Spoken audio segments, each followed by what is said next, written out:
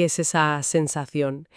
Ese, ese cosquilleo casi eléctrico pero agradable que a algunas personas les recorre la nuca, la espalda, al escuchar un susurro muy cercano o el sonido de unas uñas tamborileando sobre madera. Es muy particular, sí. Hoy vamos a explorar a fondo el fenómeno conocido como ASMR, la respuesta sensorial meridiana autónoma. Y la misión que nos hemos propuesto es ambiciosa, no solo describir la sensación, sino abrir el capó y ver qué le pasa exactamente a nuestro cerebro cuando la experimentamos. Vamos a meternos en la neurología del asunto. Exacto. Para ello nos apoyaremos en estudios de neuroimagen, como la resonancia magnética funcional, en electroencefalogramas y en varios artículos que proponen teorías realmente fascinantes sobre su origen. Queremos entender la base de una experiencia que para millones de personas es una herramienta diaria de relajación. Que ha tenido una trayectoria curiosa. Pasó de ser un meme, una rareza de los foros de Internet, a ser un objeto de estudio científico muy serio. Totalmente. Porque la clave es esa. Las sensaciones son absolutamente reales y, como vamos a ver, tienen un correlato neurológico que podemos medir y observar. Ajá. Pero antes de empezar, creo que es importante señalar una dualidad que es fundamental. Mientras que para una persona estos sonidos son el epítome de la relajación, para otra los mismos sonidos pueden ser insoportables. El fenómeno de la misofonía. Exacto, la misofonía. Y esta contradicción ya nos da una pista de lo increíblemente personal y complejo que es el procesamiento del sonido y la emoción en nuestro cerebro. Totalmente. Esa paradoja es el punto de partida perfecto. Ok, pues vamos a desgranar esto. Si metemos a una persona que experimenta ASMR en una máquina de resonancia magnética funcional y le ponemos uno de estos vídeos, ¿qué se ilumina? ¿Qué partes del cerebro empiezan a trabajar? Esa es la pregunta del millón. Y los estudios de fMRI nos dan un mapa bastante claro. Cuando la persona reporta que está sintiendo el hormigueo, vemos un patrón de activación muy particular. Se enciende, por ejemplo, la corteza prefrontal medial. Un momento. La corteza prefrontal medial. Si no me equivoco, esa es un área muy sofisticada, ¿no? No hablamos de un simple centro auditivo. Está relacionada con la autoconsciencia y, sobre todo, con el comportamiento social. Precisamente. Y esa es la primera gran sorpresa. El ASMR activa una región cerebral que usamos para la interacción social, para la afiliación. Sí, es la misma zona que se ilumina en el cerebro de una madre cuando mira a su bebé o la que se activa en los primates durante el acicalamiento mutuo. Ese comportamiento de limpieza que refuerza los lazos del grupo. O sea, Esto sugiere que el cerebro no está interpretando el ASMR como un simple sonido, sino como una señal de cuidado, de una interacción social segura y afectuosa. eso es fascinante. O sea, que mi cerebro, al escuchar a alguien susurrar en un micrófono, puede estar reaccionando como si estuviera recibiendo una caricia. Lo convierte en algo mucho más profundo que una simple piel de gallina musical. Es fundamentalmente social, aunque lo experimentes en soledad. ¿Qué más se activa? Junto a esa área social se ilumina con fuerza el núcleo accumbens. Este me suena más. El sistema de recompensa. Exacto. Es una pieza central del sistema de recompensa del cerebro, el responsable de la sensación de placer, de la motivación. Y muy cerca también vemos actividad en el giro cingulado anterior y en la ínsula. Que son regiones clave para las emociones y la empatía, si no recuerdo mal. Eso es, están integrando la experiencia y dándole un valor emocional positivo. Vale. Tenemos la parte social, la del placer y la de la emoción. Pero, ¿y el hormigueo, la sensación física, aparece eso en el escáner? Porque si no, todo podría ser puramente psicológico, una sugestión. Ahí está la pieza final del puzzle. Sí, se activan de forma muy clara las regiones sensoriomotoras. Las del tacto, sí, concretamente el giro precentral y el postcentral. Estas son las áreas del córtex que procesan las sensaciones táctiles de nuestro cuerpo. Así que el escáner lo confirma. El hormigueo no es imaginario. El cerebro está procesando una sensación física real, como si algo o alguien nos estuviera tocando. ¡Wow! Es una mezcla única, entonces. Una simulación de afecto social que genera placer emocional y una sensación táctil tangible. Justo eso. Entendido. La resonancia nos da el dónde, el mapa. Pero, ¿qué nos dice la electroencefalografía, el EEG, sobre el estado mental? ¿Cambia la actividad eléctrica cuando alguien entra en ese trance de ASMR? Sí, Y complementa la imagen perfectamente. El EEG mide la actividad eléctrica en tiempo real.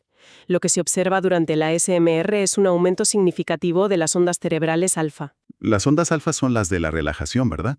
como en la meditación. Exacto. Una relajación despierta. Calma pero sin somnolencia.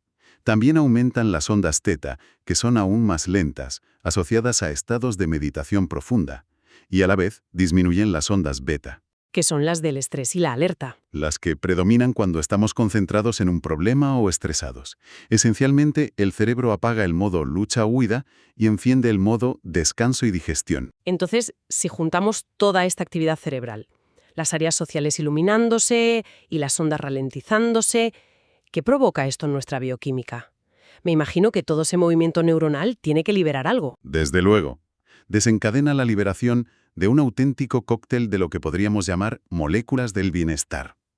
Las teorías actuales, basadas en la biología del vínculo afectivo, apuntan a 4 protagonistas. Un momento, antes de listarlas. Estamos hablando de un cóctel de endorfinas, oxitocina, dopamina. Suena casi demasiado bueno para ser verdad. ¿Es una respuesta tan potente? La intensidad varía enormemente de una persona a otra, pero los componentes son los mismos. El primer actor son las endorfinas, los opiáceos naturales de nuestro cuerpo. Vale. Son las responsables de la euforia, del subidón del corredor y muy probablemente del hormigueo físico de la ASMR. Son analgésicos naturales y generadores de placer. Entendido, las endorfinas para el hormigueo. ¿Cuál es el siguiente? La oxitocina. A menudo se la llama la hormona del vínculo o del amor. La de los abrazos. Esa misma. Se libera durante los abrazos, el parto, genera sentimientos de calidez, conexión y confianza. Y crucialmente, reduce los niveles de cortisol, la hormona del estrés. En el ASMR es la que probablemente genera esa sensación de seguridad y calma profunda. Ajá.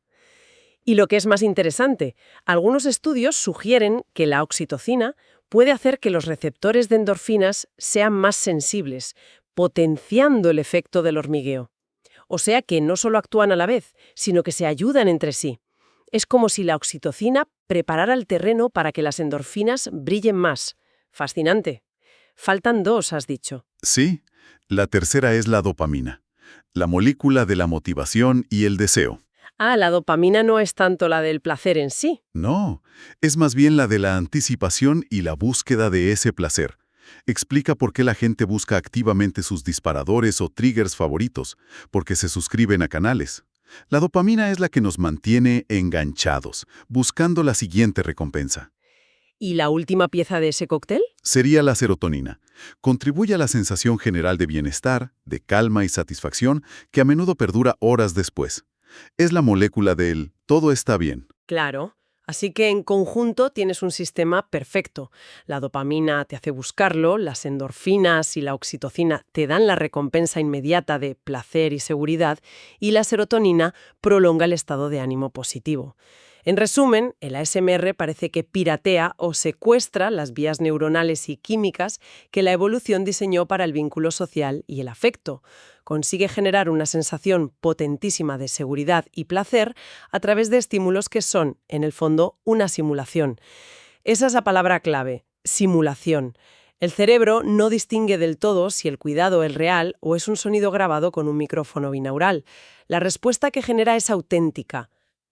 Esta idea de que el cerebro responde a una simulación de afecto es potentísima, pero ese patrón de activación cerebral que mencionabas, donde un sentido, el oído, parece provocar una respuesta en otro, el tacto, me recuerda a otro fenómeno, la sinestesia. ¿Podría haber una conexión? Has dado en el clavo.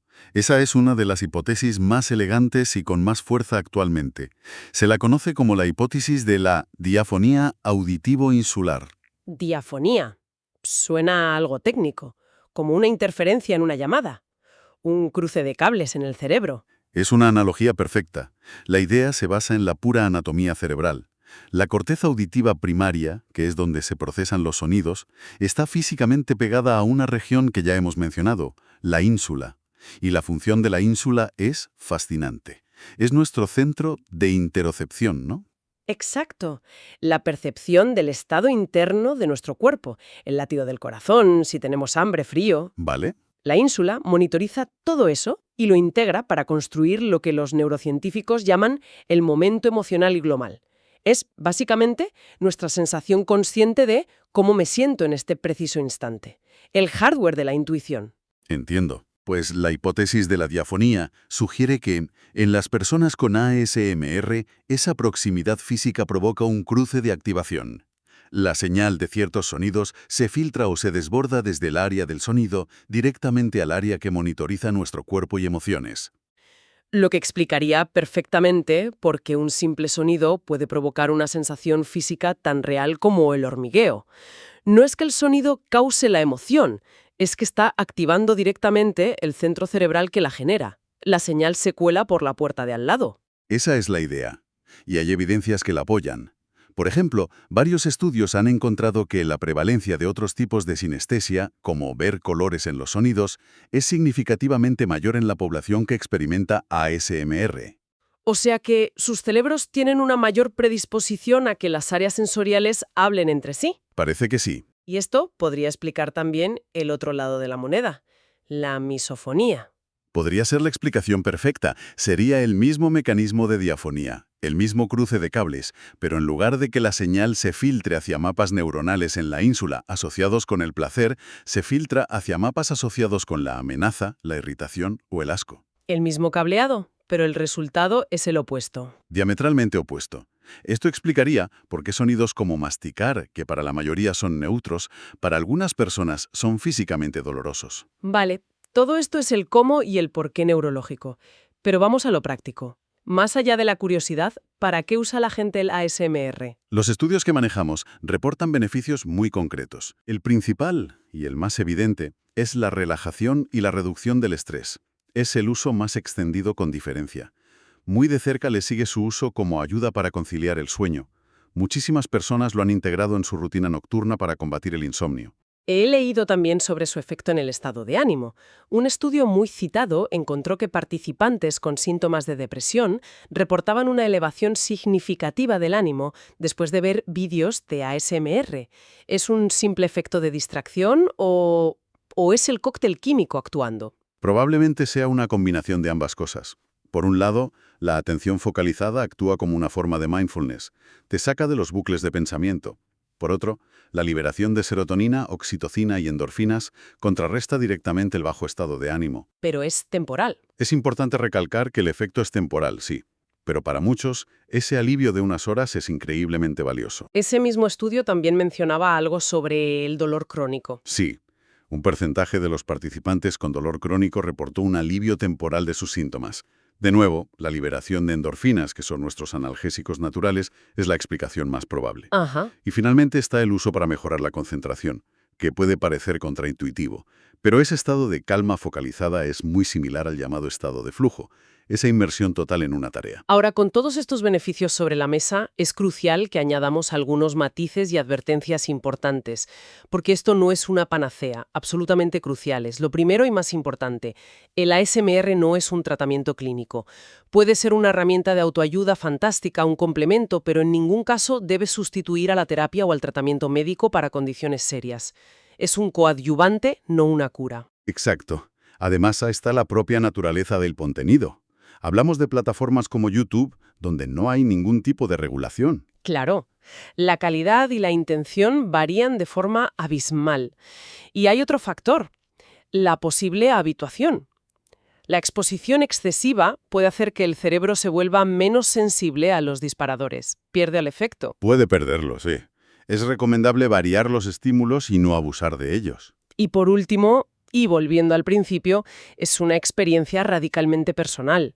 Debo admitir que al prepararnos para esto, intenté ver algunos de los vídeos más populares. A mí no me dio el hormigueo, pero sí noté una extraña sensación de calma. Y eso es muy común. Existe todo un espectro de sensibilidad. Tu cerebro probablemente registró los componentes prosociales, la intención de cuidado, y eso activó una leve respuesta de oxitocina y serotonina que te relajó, incluso sin llegar a disparar la cascada de endorfinas del hormigueo. La preferencia individual es la clave. Totalmente. No hay un disparador universal, porque cada cerebro es un mundo. ¡Qué viaje! Hemos visto que la ASMR es muchísimo más que un hormigueo raro de Internet. Es un fenómeno neurológico complejo, una sinfonía cerebral, que activa redes de recompensa, de emoción y, sobre todo, el cableado más profundo de nuestro cerebro para el vínculo social. Hemos visto las teorías. Podría ser una forma de sinestesia auditivo-táctil, donde sonido y tacto se funden por un afortunado cruce de cables. O podría ser un eco de nuestros mecanismos evolutivos de cuidado, un atajo para acceder al cóctel químico del vínculo social. O una mezcla de todo. Lo más probable es que sea una combinación de todo ello. Para terminar, nos gustaría dejar una idea para la reflexión que surge de uno de los artículos. El estudio que proponía la teoría de la sinestesia no solo habla de la ASMR, también señala el impacto negativo de la contaminación acústica en nuestro momento emocional global, en nuestro bienestar. Vivimos inmersos en ruidos no deseados. Tráfico, obras. Si hemos aceptado que ciertos sonidos nos generan estrés crónico, entonces, ¿podría la investigación sobre fenómenos como el ASMR, que demuestran el profundo poder que tienen ciertos sonidos para generar bienestar, ayudarnos a ser más conscientes y a diseñar entornos sonoros más saludables? Quizás la clave para contrarrestar el ruido constante de nuestras vidas no sea solo buscar el silencio, sino buscar activamente el sonido correcto.